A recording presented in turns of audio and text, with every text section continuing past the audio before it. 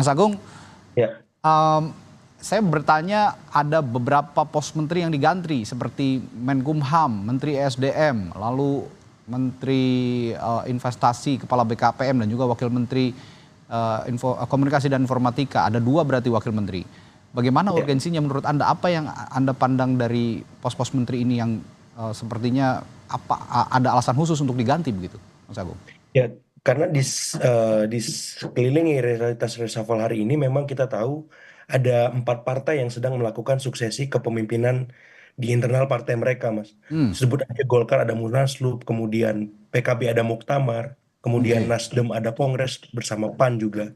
Nah, posisi Menkumham ini begitu krusial Hmm, karena dia akan mensahkan kepengurusan terpilih untuk bisa kemudian dibawa saat pendaftaran kepala daerah ya se-Indonesia oke. serentak itu 545 provinsi kota kabupaten agar bisa diterima secara definitif oleh KPU KPUD se kota kabupaten serentak ya seluruh Indonesia seperti itu. Jadi perannya sangat krusial sehingga kalau misal ini tidak dikondisikan oleh istana otomatis arahan-arahan strategis yang akan meliputi itu ketika pilkada nanti akan tidak tersampaikan termasuk ketika arahan itu diberlakukan di tingkat partai-partai politik seperti itu. Itu yang pertama. Dan yang kedua memang urgensi untuk level kementerian yang lain seperti ISDM atau investasi memang menjadi nomor dua ketika alasannya teknokratis karena alasan politis lebih menguat. Kenapa? Karena kita tahu ada arahan juga bagi eh, Saudara Bahlil untuk menjadi Hmm, ketua umum Golkar yang santer memang disebut-sebut secara masif ya spekulatif di banyak media bahwa beliau akan menggantikan Erlangga Hartarto yang oke. kemarin sudah mengundurkan diri seperti itu Hmm, dan hmm. ini memang relevan akhirnya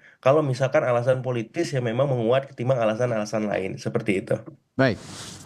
Ya, kita akan menuju ke Istana Kepresidenan terlebih dahulu. Mas Agung, tahan dulu Ya. untuk menyaksikan prosesi selanjutnya.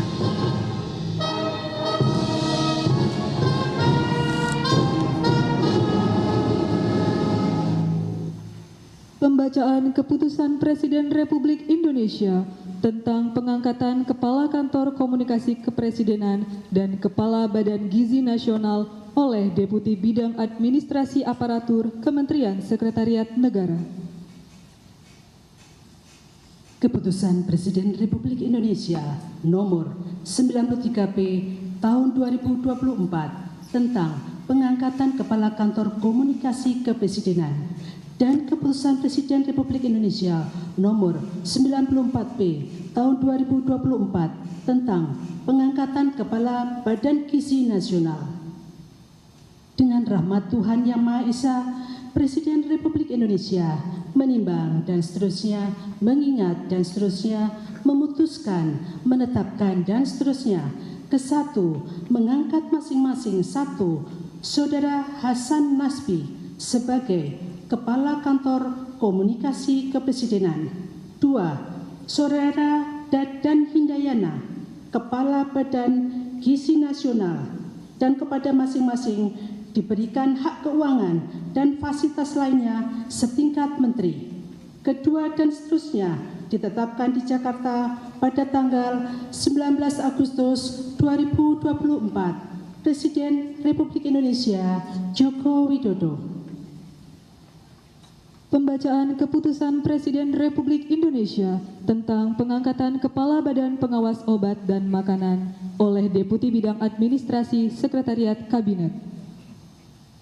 Keputusan Presiden Republik Indonesia Nomor 115 garis miring PPA tahun 2024 tentang pengangkatan pejabat pimpinan tinggi utama di lingkungan Badan Pengawas Obat dan Makanan. Dengan rahmat Tuhan Yang Maha Esa, Presiden Republik Indonesia menimbang dan seterusnya, mengingat dan seterusnya, memutuskan, menetapkan dan seterusnya.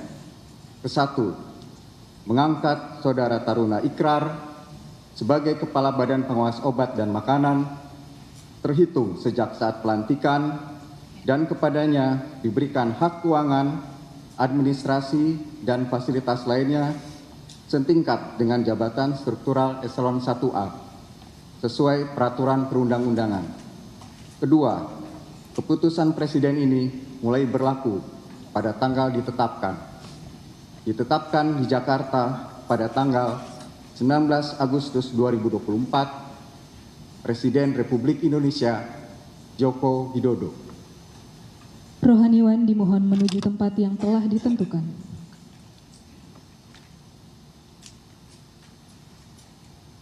Pengambilan sumpah jabatan Kepala Kantor Komunikasi Kepresidenan, Kepala Badan Gizi Nasional, dan Kepala Badan Pengawas Obat dan Makanan oleh Presiden Republik Indonesia.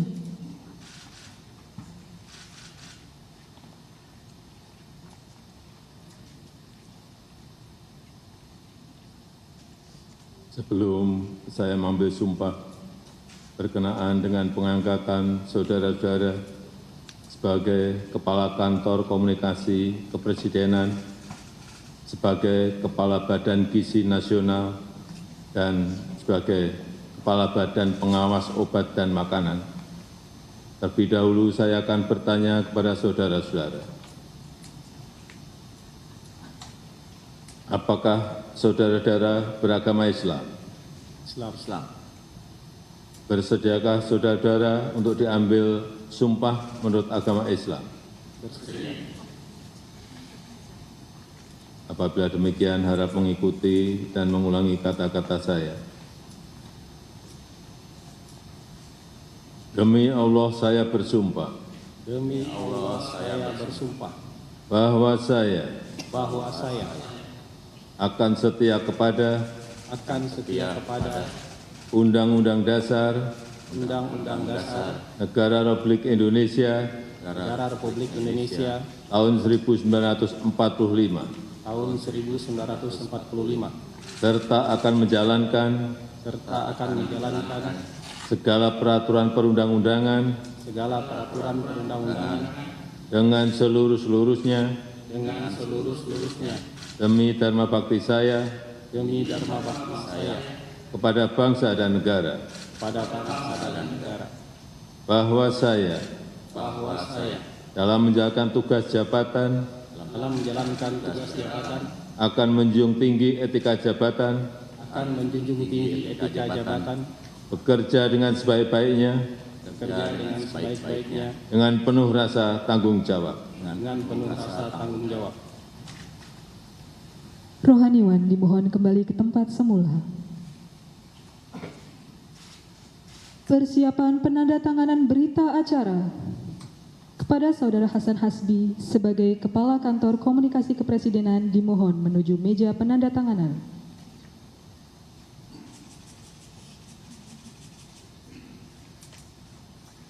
Kepada yang terhormat Presiden Republik Indonesia dimohon berkenan menuju meja penandatanganan. Penandatanganan berita acara pengambilan sumpah jabatan Kepala Kantor Komunikasi Kepresidenan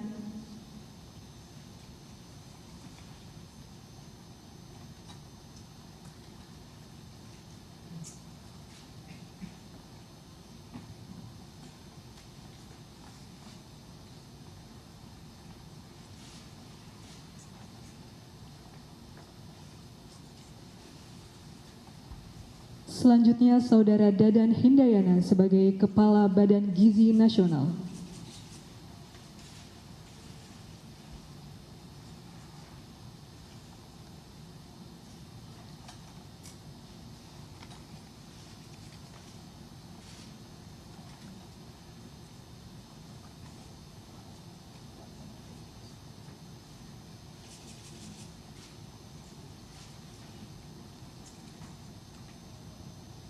Selanjutnya, Saudara Taruna Ikrar sebagai Kepala Badan Pengawas Obat dan Makanan.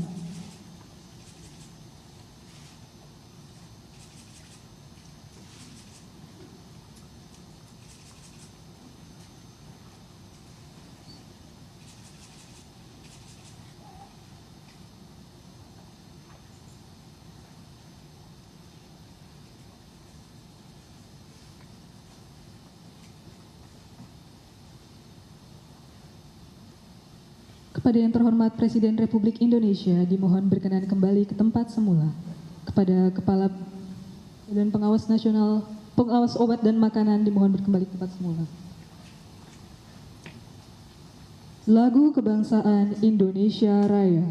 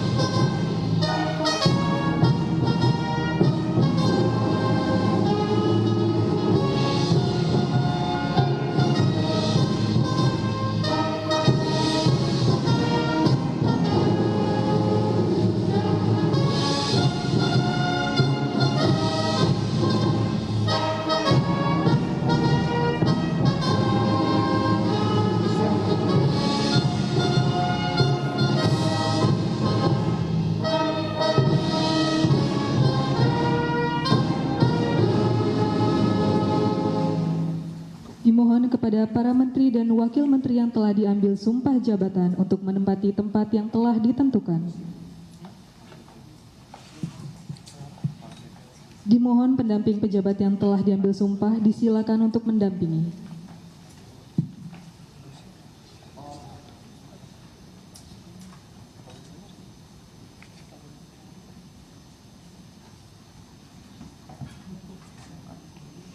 Pemberian ucapan selamat didahului oleh Presiden Republik Indonesia dan Wakil Presiden Republik Indonesia.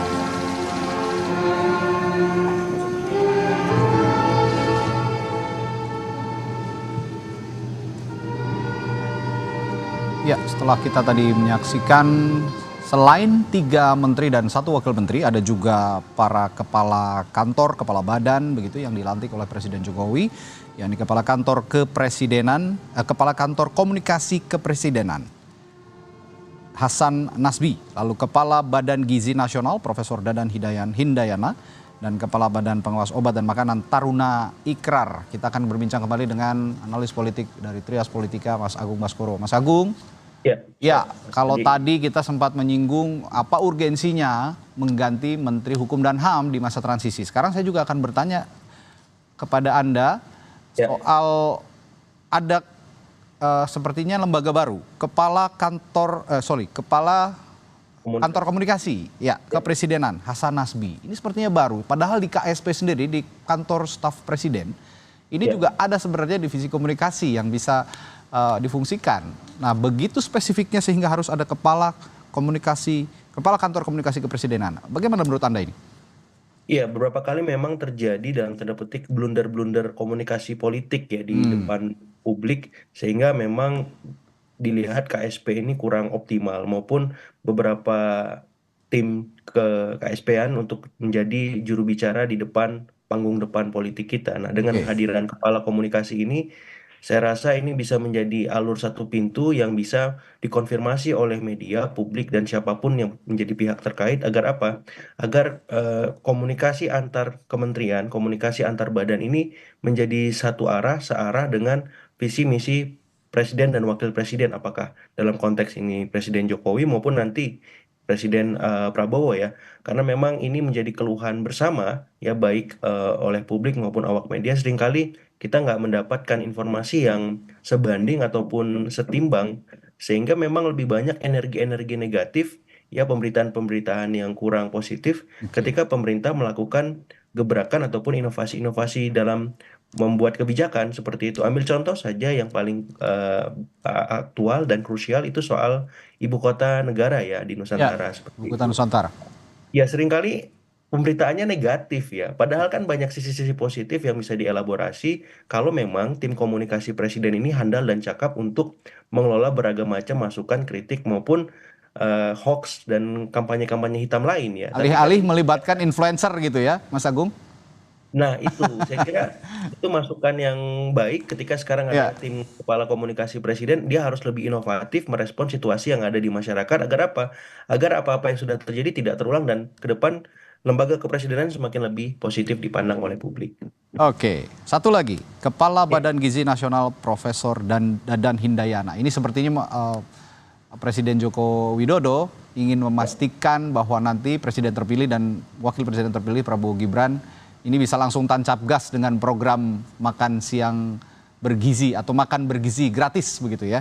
Ini bagaimana Anda melihat posisi badan ini, Badan Gizi Nasional? Ya, jadi kalau menteri-menteri tadi memang menguat alasan politisnya, kalau Hmm, saya melihat kepala-kepala badan ini lebih kuat alasan teknokratisnya, Mas Raditya. teknis ya. Ya, kenapa? Ya, jadi Oke. teknokratis karena memang Prof. Dadan ini kan guru besar ya di IPB ya, dan track recordnya jelas seperti itu. Nah, ketika ada arahan untuk merealisasikan ya makan siang dan bergizi gratis seperti itu, saya kira ini dikerangkai secara konkret oleh Presiden Jokowi maupun Prabowo agar apa ini bukan sebatas wacana lagi atau Oke. janji-janji kampanye, tapi akan dituntaskan, akan direalisasikan mungkin secara bertahap ya, tidak mungkin sekaligus sehingga Prof. Dadan ini menjadi dalam tanda petik ya sutradara yang akan memegang peranan krusial Hmm. apakah janji kampanye Prabowo Gibran besok bisa dituntaskan secara utuh ya, seperti itu. Oke, saya kembali lagi ke Menteri Hukum dan HAM karena ini memang sangat Ya, strategis, posisinya sangat krusial, termasuk dia Menteri SDM sebetulnya. Tapi saya ingin fokus ya, dulu ke Menteri Hukum dan HAM. Kita ketahui belakangan ini ada gonjang-ganjing. Tadi sempat Anda singgung juga bahwa pemilihan Ketua Umum Partai Golkar yang definitif nanti akan diselenggarakan pada saat Munas Partai Golkar berikutnya. Nah, ya. apakah ini juga akan memastikan posisi itu? Terlebih juga kemarin sempat selain Bahlil Hadalia yang Anda sebutkan tadi, sempat ada gonjang-ganjing isu juga bahwa keluarga Joko Widodo, entah siapapun itu, mungkin Presiden Joko Widodo sendiri akan Ya. menempati posisi strategis di Partai Golkar. Persis. Jadi dengan kehadiran Menkumham baru Pak Supratman ini saya kira narasi yang akan dibawa istana selama Hmm. prakondisi atau cipta kondisi untuk Partai Golkar sebelumnya Baik. memang bisa terlaksana seutuhnya tanpa kecuali. Hmm. Nah, dengan kehadiran Menkumham baru ini saya kira itu dipertegas dan diperkuat agar apa? Agar istilahnya satu pun skenario yang sudah ditetapkan itu tidak ada yang terlewat, Mas Radi. Oke. Pertama, yang kedua memang kita harus akui juga bahwa nanti akan terdapat dinamika walaupun tidak sekeras munaslup ataupun munas Golkar sebelumnya, Hmm. tapi yang jelas eh, Presiden Jokowi ataupun keluarga Pak Jokowi yang diwakili oleh Mas Gibran secara langsung ataupun tidak akan memegang posisi strategis. Saya dapat rumor yang Ya. spekulatif yang nanti mungkin bisa dipertanggungjawabkan besok bahwa Presiden Jokowi arahannya memang menjadi ketua Dewan Pembina. Ya, kemudian Mas Gibran sedang dicari tempat yang pas di Golkar agar apa? Agar bisa menjadi pelanjut tongkat estafet kepemimpinan Presiden Jokowi maupun nanti untuk Oke. Pak Bahlil ya, apakah sebagai waketum. Jadi next setelah Pak Bahlil yang saya dengar rumor spekulatif kembali adalah Mas Gibran the next ketum Golkar setelah Pak Bahlil seperti itu. Jadi Ya. arahan-arahan spekulatif semacam itu saya kira hari ini lebih banyak benernya sebagaimana Hmm. reshuffle yang kita bahas pekan lalu ya Ya. ketimbang tidak benarnya karena memang apa ya publik dengan mudah sekarang mendapati informasi itu dengan beragam macam sumber yang bisa dipercaya. Demikian Mas Radi. Dan mungkin publik juga bertanya-tanya, apa hubungannya keluarga presiden yang ingin menduduki posisi strategis di Partai Golkar dengan perubahan atau pergantian Menteri Hukum dan HAM. Yang saya lihat bahwa pemberian atau perubahan ADART ini ada di Menteri Hukum dan HAM begitu ya kira-kira ya, Mas Agung. Kalau perubahan ADART sebenarnya di internal diputuskan, Internal Mas. nanti Bukan didaftarkan ke Munas. Menkumham gitu kan? Persis. Nah, Menkumham fungsinya Ya, mensahkan itu. betul, itu mensahkan ADART, itu. kemudian kepengurusan seperti Ya, itu. Nah, memang di situ titik krusialnya karena kemarin ya, kan saya mendapat informasi juga ketika DPP PDIP disahkan kepengurusannya memang pihak istana tidak dilibatkan oleh Pak Yasona. ya. Supaya tidak terulang kembali, otomatis arahan yang paling utama adalah bagaimana mereshuffle posisi Menkumham agar apa? Apapun bentuk perubahannya, apakah itu ADART, pengurusan, dapat dengan mudah langsung disahkan dan bisa Bisa mulus gitu ya. diterbitkan ke KPU. Ya, Seperti itu dan untuk dan yang pilkada. satu hal lagi yang perlu Ya, juga diketahui publik adalah ADART di Partai Golkar ini menetapkan bahwa siapapun yang menduduki posisi strategis di Partai Golkar, termasuk ketua umum, harus pernah menjadi kader Partai Golkar. Nah, sedangkan kita ketahui bersama bahwa selama ini Presiden Joko Widodo beserta keluarganya ini kan berada di naungan Partai Demokrasi Indonesia Perjuangan, belum pernah menjadi kader Partai Golkar. Kira-kira seperti itu gambarannya ya, Mas Agung? persis. Dan ini memang mau tidak mau, kalau memang Presiden Jokowi dan keluarga masuk ke dalam Golkar, Ya. otomatis revisi ADART itu menjadi keniscayaan. Hmm. Dan satu hal yang menarik dari ini adalah bagaimana kita tunggu reaksi PDIP, Mas Radi. Ya, ketika Ya. kursi menterinya dikurangi 2, apakah aksi dan reaksi politik akan terjadi begitu cepat dan responnya seperti apa? Saya menanti dari PDIP ini. Konkretnya seperti apa ketika sudah di reshuffle ya, 2 Oke. kursi menterinya seperti itu. Oke. Makin keras, makin tegas, atau tetap santuy? Oke, satu lagi yang menarik, Wakil Menteri Komunikasi dan Informatika. Sebelumnya kan ini sudah ada Wakil Menteri ya. Kalau saya Ya, tidak Mas salah ini Rizal Patria. bukan mengganti Wakil Menteri, tapi menambah satu lagi Wakil Menteri. Ya. Sehingga ada 2 Wakil Menteri. Sebegitu pentingnya seorang Menteri Komunikasi dan Informatika memiliki 2 Wakil Menteri. Bagaimana Anda melihat ini?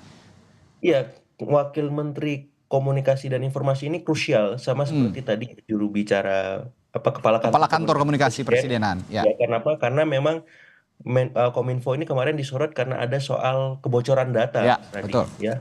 Kemudian berapa kali ada mispersepsi di publik soal beberapa kebijakan informasi yang disebarkan oleh Kominfo. Nah, saya kira dengan kehadiran Mas Angga Raka Prabowo ini, Ya. itu bisa dikuatkan ya fungsi-fungsi di internal maupun di eksternal agar bisa lebih baik lagi. Sehingga responnya ketika ada kebocoran data lebih bijak, Ya. lebih sesuai dengan aspirasi publik dan tidak melakukan blunder baru lagi. Jadi orang Oke. akhirnya menyorot bukan kebocoran datanya, tapi blunder komunikasinya. Ini kan jadi soal malah Ya, tambah ya. masalah dengan diklarifikasi dan dikonfirmasi. Nah, dengan kehadiran Wamenkominfo baru ini harapannya itu bisa diminimalisir masalah-masalahnya dan bisa langsung ke akar masalah. Solusinya apa supaya tidak terulang lagi dan kita bisa lebih baik di bidang Kominfo ini, seperti itu Mas Radi. Ya, ini tentu saja membantu Menteri Komunikasinya juga, Budi Aristiadi yang saat ini sudah menjabat begitu ya. Dan Betul. sepertinya masih banyak evaluasi yang harus dilakukan begitu terkait kinerja Menteri Komunikasi ini. Kita akan lanjutkan perbincangan kita Mas Agung, tapi setelah jeda tetaplah di Breaking News Kompas TV. Sudah kita saksikan masing-masing pernyataan menteri baru kita, Menkumham, lalu Menteri SDM dan Menteri Investasi Kepala BKPM. Tadi juga saya sempat menanyakan dan terpotong, mohon maaf Mas Agung. Saya akan tanyakan hal yang sama sebenarnya untuk posisi Menteri Investasi dan Menteri SDM ini. Bagaimana Anda melihat 2 posisi menteri ini? Ya, tadi statementnya Pak Bahlil menarik ya. Jadi Oke. Menteri Investasi ini adalah hilirnya dari ISDM, sehingga memang harus ada komunikasi dan koordinasi yang intensif ya agar tidak ada tumpang tindih. Termasuk ketika beliau mention Pak Rosan ini seniornya beliau di Oke. HIPMI ya. Jadi saya kira ini sebuah relasi yang bagus, positif, konstruktif supaya ya jalinan antar kementerian ini tidak lagi kaku, formal ya, tapi juga bisa melampaui ya hal-hal yang baik untuk pembangunan bangsa kita ke depan soal investasi dan SDM. Tapi yang jelas investasi ini penting untuk memastikan IKN jalan, Mas Radit. Ya, itu lagi Karena tadi kalau nggak konteks bisa IKN mangkrak, ya. bahaya dan menjadi nokta hitam dalam pemerintahan Presiden Jokowi. Ya karena kan Presiden Prabowo ini melanjutkan ya. Ya. Ya awal mulanya di Presiden Jokowi seperti itu. Apalagi Presiden Prabowo Subianto ini punya komitmen tidak hanya melanjutkan tapi juga menyelesaikan proyek IKN ini hingga selesai dan jadi harapan baru ibu kota negara, ibu kota Nusantara. Baik, terima kasih pengamat politik atau analis politik dari Trias Politika, Mas Agung Baskoro sudah menemani kami di Breaking News Kompas TV. Sampai jumpa lagi Mas Agung. Terima kasih.